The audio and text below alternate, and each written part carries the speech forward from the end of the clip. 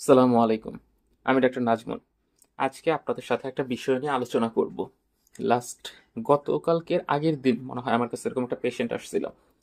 সেটা হচ্ছে কি, ওই বিড়ালটার গলার যে পাশে মানে নিচের গলার পাশে কানের নিচে এই জায়গাটায় ঠিক কেমন যেন একটা অংশের মতো ফুলে গেছে।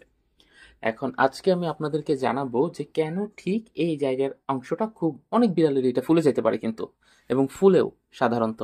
এটাই আজকে আমরা জানার চেষ্টা করব যে কেন ঠিক এই সমস্যাটা তৈরি হয়, বা এই সমস্যাটা তৈরি হইলে আমাদের আসলে করণীয় কি।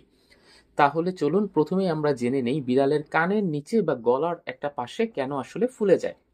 প্রথম যে কারণটা ফুলে যেতে পারে সেটা হচ্ছে কি লিম্ফ নোড ফুলে যাওয়া। আমাদের গলার এই অংশে একটা লিম্ফ নোড আছে। আপনাদের আপনারা অনেকেই হয়তো এই লিম্ফ নোড শব্দটার সাথে পরিচিত না। এটা হচ্ছে একটা অংশ যেখানে কিনা আমাদের বডির রোগ প্রতিরোধকারী যে কোষগুলো আছে সেই কোষগুলো আলটিমেটলি থাকে। তো কোনো কারণে যদি এই জায়গাটা সংক্রমিত হয়, যে কোনো কারণে, এটা হইতে পারে ব্যাকটেরিয়াল কারণে, হইতে পারে ভাইরাল কারণে, হইতে পারে এই ব্যাকটেরিয়াল বা ভাইরাল কারণে যদি এই রোগ প্রতিরোধকারী এই অংশটা কোনো কারণে সংক্রমিত হয়, তখনই হচ্ছে কি হয়, এই জায়গাটা আসলে ফুলে যায়। এবং সাধারণত এই জায়গাটা কিন্তু খুব বেশি নরম, এবং যখন এটা ফুলে গেছে তখন স্পর্শ করলে দেখবেন যে একটা ব্যথার মতো অংশ সৃষ্টি হচ্ছে। তাহলে আপনারা বুঝতে পারবেন এই অংশটা, তাহলে আপনারা কিভাবে বুঝবেন যে এই অংশটা যদি ফুলে যায় এবং ওই অংশে আলতোভাবে একটু স্পর্শ করার পর যদি ব্যথার সৃষ্টি হয়, তাহলেই বুঝবেন যে হ্যাঁ, এটা হয়তোবা লিম্ফ নোডটাই ফুলে যাই গেছে, এবং এর জন্যই হয়তোবা এই ব্যথাটার সৃষ্টি হয়েছে। ২ নাম্বার যে পয়েন্টটা যেটার কারণে এই অংশে অন্য ফোলার সৃষ্টি হইতে পারে, সেটা হচ্ছে এই জায়গায় যদি কোনো ফোড়া সৃষ্টি হয়। এখন কথা হচ্ছে কেন এই ফোড়ার সৃষ্টি হয় বা কেন এই ফোড়ার ফলে আলটিমেটলি ফুলে যায়। অন্য কোনো বিড়াল যদি আপনার বিড়ালকে আঁচড় দেয় বা কামড় দেয়, আঁচড় বা কামড়ের এই অংশটাতে বেসিক্যালি এরকম ফুলে যাওয়ার মতো অংশ সৃষ্টি হইতে পারে। এটার ভেতরটা কিরকম থাকবে? ভেতরটা খুবই নরম থাকবে, মানে আপনি হাত দিয়ে চাপ দিলে এটা আলতো করে ডেবে যাবে। কিন্তু ওই জায়গার অংশটা একটু গরম বা উষ্ণর মতো থাকবে। ভেতরে কিন্তু অল্প অল্প পরিমাণে পুঁজ জন্মাইতে পারে, এবং দেখবেন যে এটা আসলে কতদিন যাওয়ার পরে এটা ফেটে যাবে, এবং ফেটে গিয়ে সেই পুঁজটা আসলে ওরকম গড়ায় গড়ায় পড়তে থাকবে। এইটা হচ্ছে অ্যাবসেস বা ফোড়া। আপনারা এই লক্ষণগুলো দেখলে বুঝতে পারবেন যে ওর অ্যাবসেস বা ফোড়া টাইপের এই জিনিসটা হইছে। ৩ নম্বরে যে কারণে আমাদের এই গলার এই অংশটা ফুলে যেতে পারে সেটা হচ্ছে কি স্যালাইভারি গ্ল্যান্ড, মানে আমাদের যেই জায়গা থেকে লালাটা উৎপন্ন হয়, সেই লালা উৎপন্নকারী ওই গ্ল্যান্ডটাতে যদি কোনো কারণে জীবাণু দ্বারা সংক্রমিত হয়, তখনও দেখা যায় যে আস্তে আস্তে এই জায়গার ওই স্যালাইভারি গ্ল্যান্ডের ভিতর প্রচুর পরিমাণে স্যালাইভান থাকে। মানে হচ্ছে লালা প্রচুর পরিমাণে ওইটার ভিতরে জমতে থাকে, এবং যার কারণে গলার এই অংশটা আস্তে আস্তে ফুলে যায়। এইটার সাথে আপনারা ওই লিম্ফ নোডের যে ফুলে যাওয়া, এইটার একটা পার্থক্য করতে পারবেন। লিম্ফ নোডের ফুলে যাওয়ায় বেসিক্যালি কিরকম থাকলো, ওই জায়গাটা কিন্তু আমি বলছি চাপ দিলে একটা ব্যথার মতো অংশ সৃষ্টি করবে। কিন্তু স্যালাইভারি গ্ল্যান্ডটা যদি ফুলে যায় তাহলে এই জায়গায় চাপ দিলে কোনো ব্যথার সৃষ্টি হবে না, এবং এইটা ধীরে ধীরে অনেকটা পরিমাণে বড় হবে, কারণ লালাটা তো আর বের হইতে পারতেছে না। লালাটা ওই যেই জায়গায় উৎপন্ন হইতেছে সেই জায়গায় আসলে জমা রয়ে যাচ্ছে, যার কারণে ওই জমা রওয়ার কারণেই আলটিমেটলি ওই জায়গাটা ফুলে যাচ্ছে। তো স্যালাইভারি গ্ল্যান্ড ফুললে কোনো ব্যথার সৃষ্টি হয় না, কিন্তু লিম্ফ নোড যদি ফুলে যায় তাহলে সেই জায়গায় ব্যথার সৃষ্টি হয়। এটা ছিল আমাদের ৩ নাম্বার পয়েন্ট। ৪ নাম্বার কি কারণে ফুলে যেতে পারে? টিউমার যদি হয়, সত্যিকার অর্থে যদি কোনো টিউমার টাইপের হয়। এখন টিউমার কিন্তু দুইটা ধরনের, একটা হচ্ছে বিনাইন আর একটা হচ্ছে ম্যালিগনেন্ট টিউমার। বিনাইনটা হচ্ছে মাত্র যেই টিউমারটার গ্রোথ সৃষ্টি হয়েছে সেটা হচ্ছে বিনাইন, আর ম্যালিগনেন্টটা হচ্ছে যেটা কিনা অনেক দিন হয়ে গেছে, ওই বিনাইন থেকে অনেকটা পরিণত হয়ে গেছে, পুরো বডিতে আলটিমেটলি ছড়ায় যাওয়ার মতো যে অবস্থাটা, সেটাকে আলটিমেটলি ম্যালিগনেন্ট টিউমার বলি আমরা।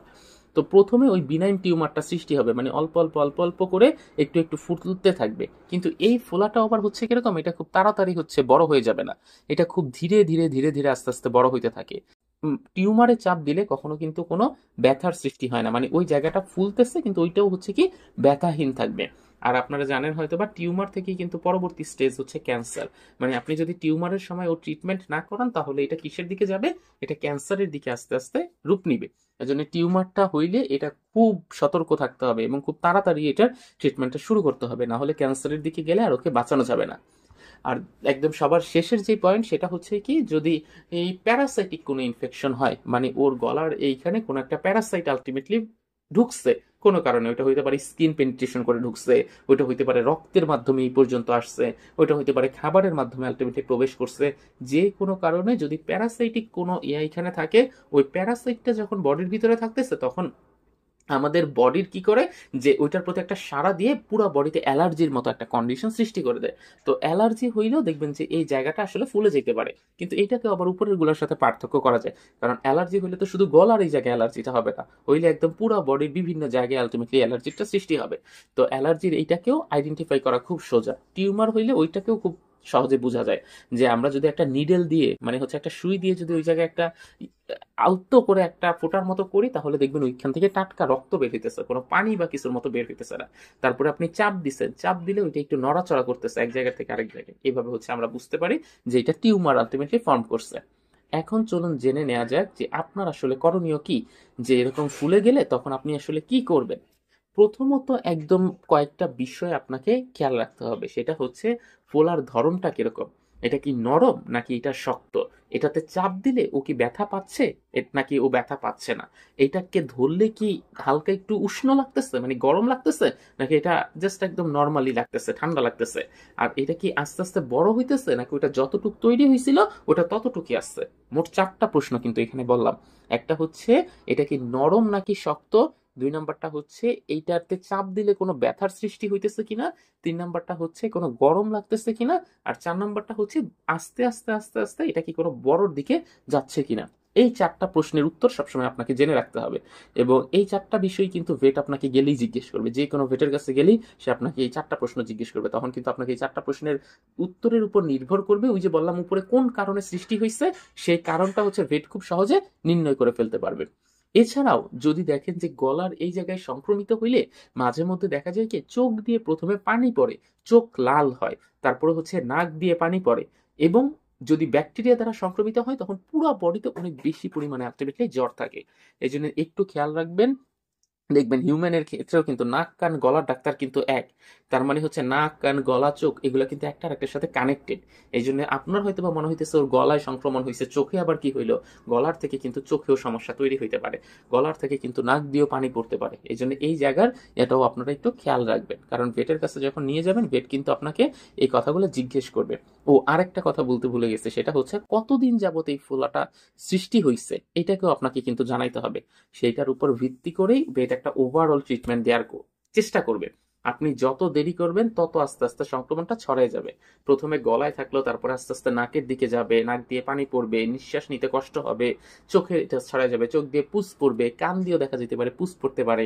আর বিড়াল তো খাওয়া দাওয়া সব অফ করে দিবি, এই সময় ওজন অনেকটাই কমে যাবে। এই জন্য যত তাড়াতাড়ি পারবেন আলটিমেটলি ভেটের সাথে যোগাযোগ করার একটা চেষ্টা করবেন। এটাই হচ্ছে আজকে মানে একদম ওভারঅল বিড়ালের গলার পাশে যদি কোনো কারণে ফুলে যায় তখন আপনাদেরকে এই করণীয়গুলাই করতে হবে। তো এই ছিল আমাদের আজকের ভিডিও। আশা করি ভিডিওটি আপনাদের ভালো লেগেছে এবং ভিডিওতে যেই টপিকটা সম্পর্কে আলোচনা করেছি আপনারা সেটা খুব সুন্দরভাবে বুঝতে পেরেছেন। যদি আপনাদের এই সম্পর্কিত কোনো কিছু জানার থাকে আপনারা সেটা কমেন্ট বক্সে আমাকে জানাতে পারেন, এবং চাইলে আমার সাথে সরাসরিও কন্ট্যাক্ট করতে পারেন। স্ক্রিনে দেওয়া যে নাম্বারটা আছে সেই নাম্বারে কল করতে পারেন, অথবা এই নাম্বারেই হোয়াটসঅ্যাপ আছে, হোয়াটসঅ্যাপেও আপনারা চাইলে আমাকে নক দিতে পারেন। আমি চেষ্টা করব আপনাদেরকে যে কোনো সময় সার্বক্ষণিক সহায়তা করার। আপনারা চাইলে আমার ফেসবুক পেজ এবং গ্রুপেও জয়েন হতে পারেন। সেখানে সার্বক্ষণিক আপনাদের যে সমস্যাগুলো আছে সেই সমস্যাগুলো জানালেই খুব দ্রুততার সাথে স্বল্প সময়ে আপনারা রিপ্লাই পাবেন। তো আশা করব আমার সেই ফেসবুক পেজ আর ফেসবুক গ্রুপে জয়েন হয়ে যাবেন।